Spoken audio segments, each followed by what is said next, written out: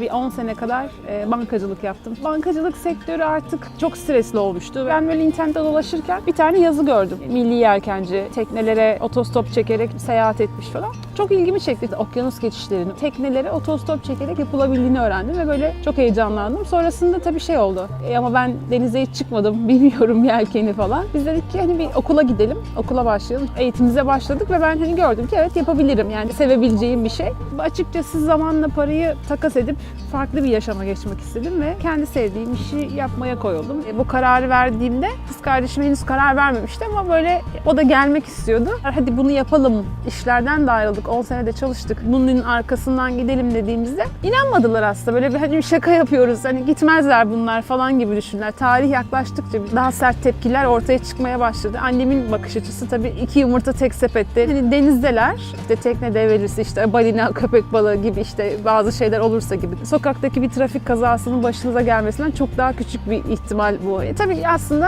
hayırlara rağmen biz bu yola çıktık. Bunu yapmak istiyorduk ve hani önlem bir yere kadar alabiliyorsunuz. Gerisi artık insanlara kalmış ve biraz da doğaya kalmış. Ya bu otostop yoldaki otostop gibi değil çünkü orada kısa bir mesafe. Anlaşamadığınızda yolun kenarı çeker indirirsiniz. Burası öyle bir şey değil. Yani yola çıkıyorsunuz ve yolda duracak hiçbir yer yok.